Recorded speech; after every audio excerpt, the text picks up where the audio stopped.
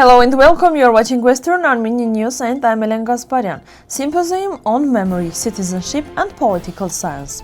Western Armenia Weekly, issue 97, published. You can't enter a country by force. Patrick Tonapetyan. Western Armenia Mythic and Komitas House Museum. Zaven Khachikyan's photo in the US tell the story of Artsakh refugees. Architect Anahit Tarkhanyan. The restoration project has already caused great damage. New threats from Azerbaijan's parliament against Armenia.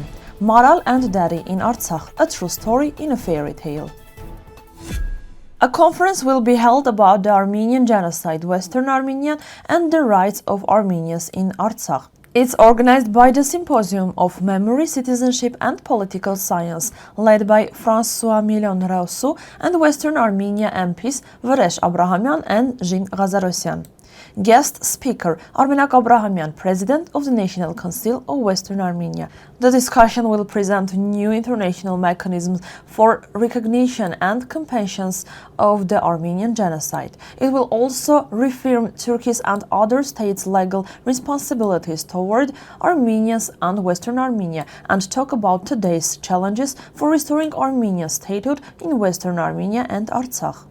December 15, 2025, 7 p.m. La Mission des Associations, Cannes.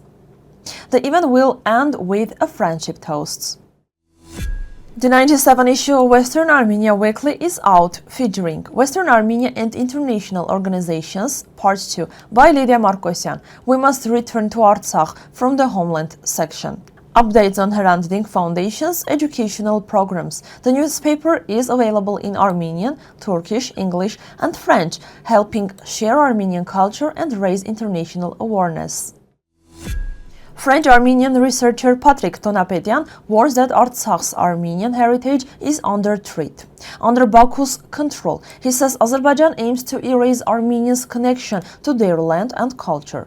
UNESCO and Alip cannot act without Baku's permission, making outside help nearly impossible. Tonapetyan reminds that Azerbaijan has destroyed hundreds of monuments in Yerevan and now tries to deny their Armenian origin. A representative of Western Armenia visited Komitas House Museum, where the new exhibition Letters from Villajuif opened. It shows documents and letters from the last years of Komitas' life, revealing new biographical details. The event marks 90 years since Komitas' death and the museum's 10th anniversary. The museum director thanked the Republic of Western Armenia for its support and noted that Komitas' work are registered in UNESCO's Memory of the World. From November 16 to 33, the International Art Museum of America will host Zaven Khachikyan's photo exhibition Living with Love. It's supported by the Golden Gate Armenian Film Festival and Storabia Foundation. The exhibition is inspired by displaced people from Artsakh after the 2020 war, showing fragments of their lives and hope through photography. Khachikyan says his message is simple: bring love and warmth to every home. Live with love. Minister Jane Andreasyan urged MPs not to manipulate the topic of the Tsitsernakabert Memorial renovation, assuring that work continues under supervision. Architect Anahit Tarkhanyan warned that the current project damages the monument and lacks proper planning. She doubts it will finish by April. Built in 1967, the memorial honors 1.5 million victims of the Armenian genocide.